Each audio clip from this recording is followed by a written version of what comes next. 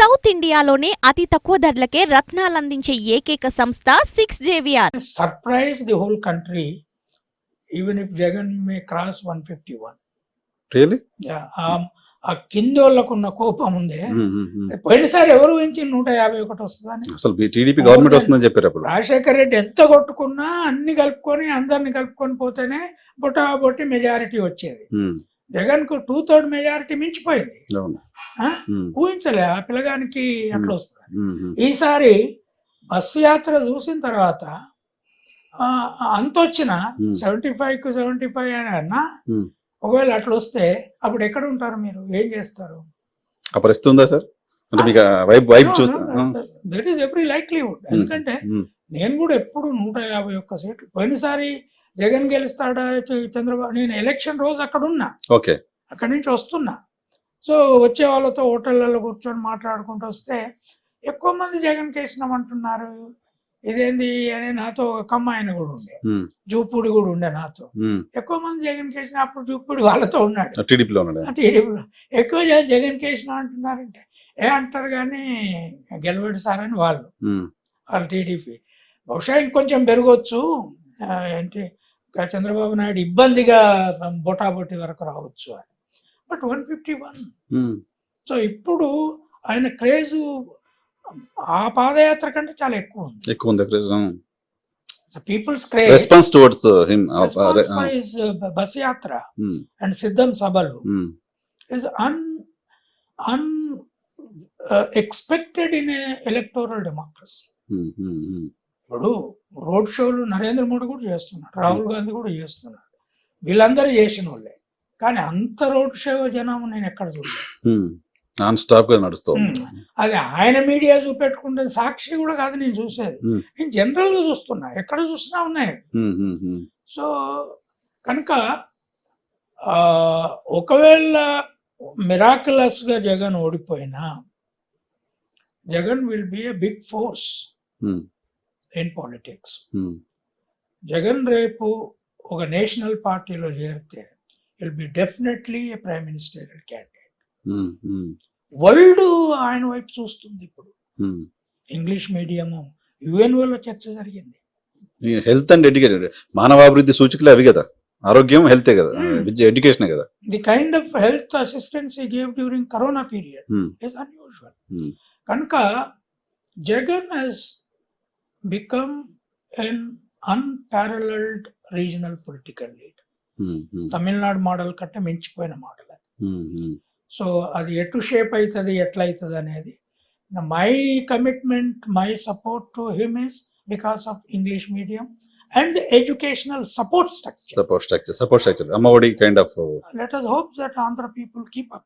Right sir. చివరిగా ఈ cost senses national wise గా జరిగే పరిస్థితి ఉంటుందా? ఎలక్షన్ తర్వాత మనం అది వాస్తవ రూపం దాల్చడం చూస్తామా?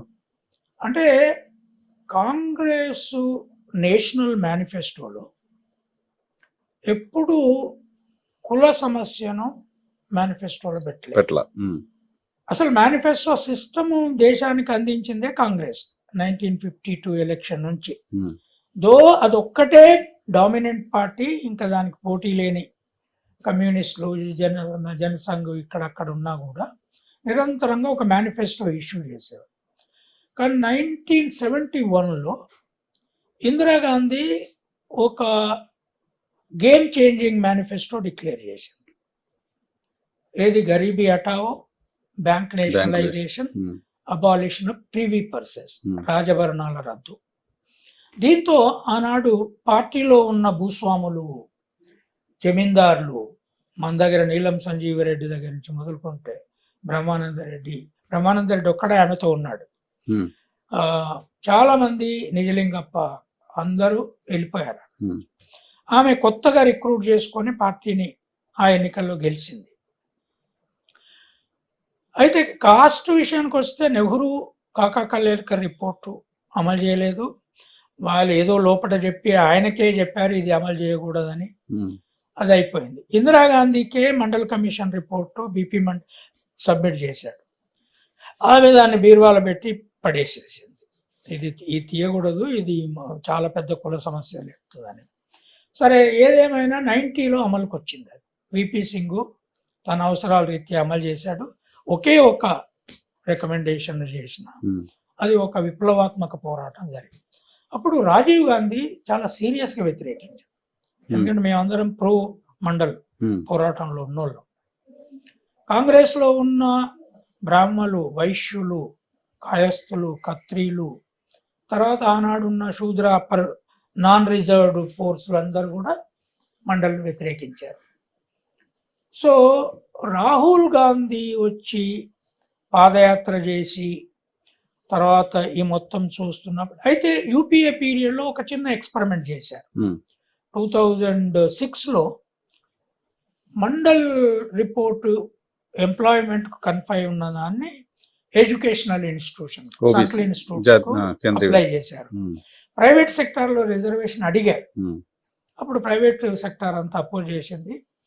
వీరప్ప మొయిలీ కమిటీ నెగోషియేషన్ చేశారు. నేను కూడా కన్సల్టెంట్గా ఉన్నాను దాంట్లో. సో ఛాంబర్ ఆఫ్ కామర్స్ చాలా సీరియస్గా అపోజ్ చేసింది, అక్కడికి వదిలేశారు దాన్ని. కానీ అయితే మన్మోహన్ సింగ్ కూడా వ్యతిరేకే, చిదంబరం వ్యతిరేకే, జయరాం రమేష్ ఇట్లాంటి వాళ్ళందరూ వ్యతిరేకంగా ఉన్నారు. యాక్చువల్గా జనార్దన్ ద్వివేది అని ఇంకో ఆయన చాలా స్ట్రాంగ్ యాంటీ రిజర్వేషన్. వాళ్ళందరూ అంటే కాశ్మీరీ బ్రాహ్మణ పండితుల బ్యాక్గ్రౌండ్ నుంచి వచ్చిన family.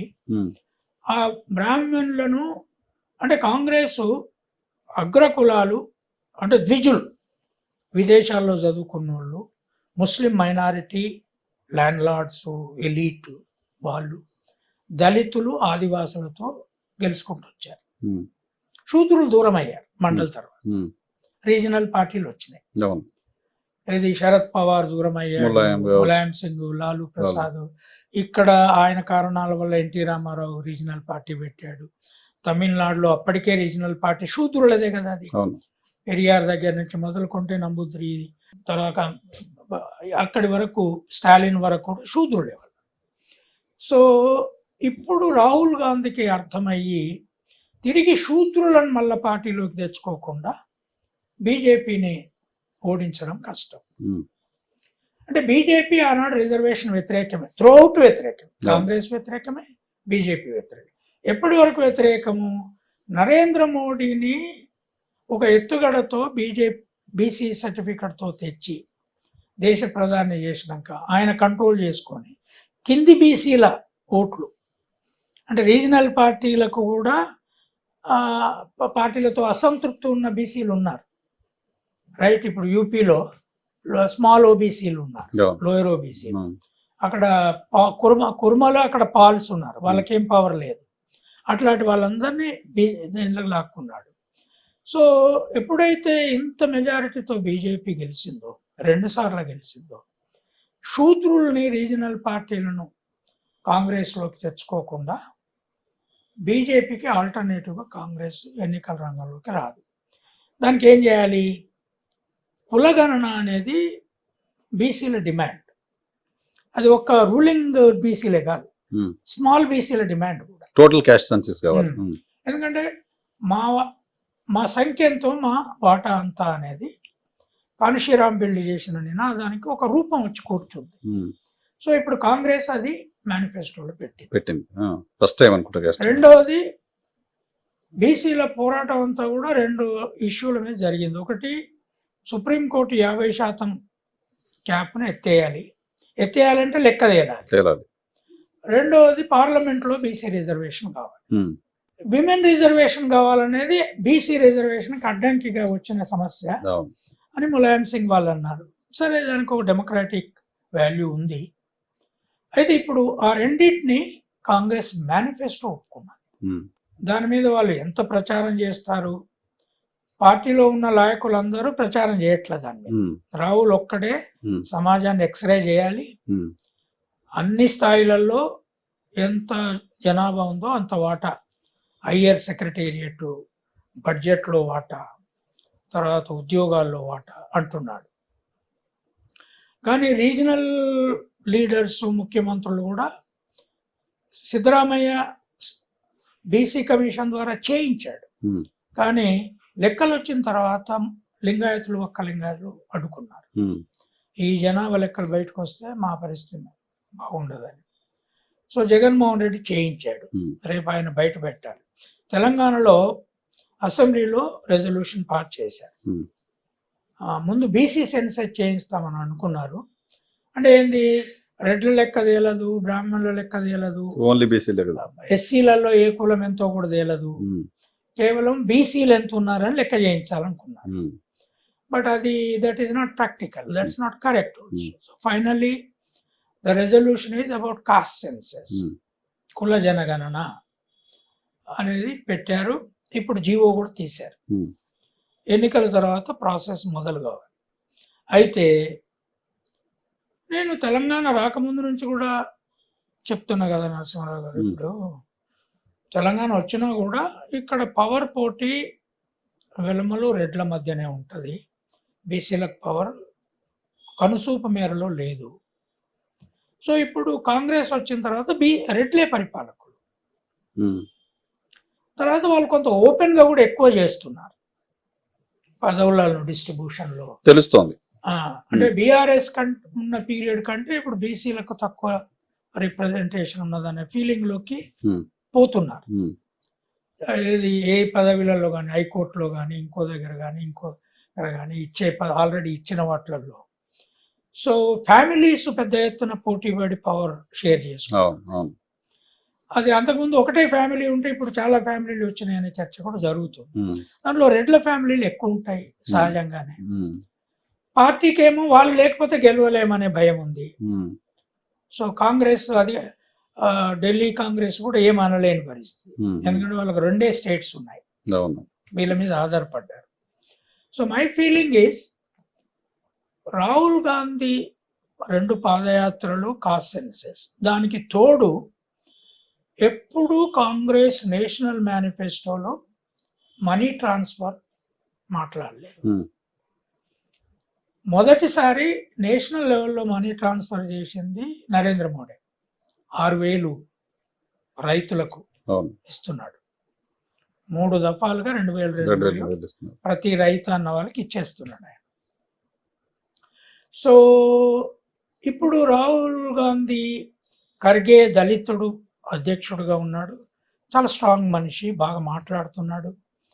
Sonia Gandhi ఉన్నదానికంటే party impact పెరిగింది. Kharge is really improving the rubber stamp, involve అవుతున్నాడు పార్టీ యాక్టివిటీస్. ఆయన పవర్ రిలేషన్ ఎట్లా మేనేజ్ చేస్తున్నాడు అనేది ఒక విషయం. పబ్లిక్ లో ఆయన అటాక్ ఏదైతుందో బీజేపీ మీద,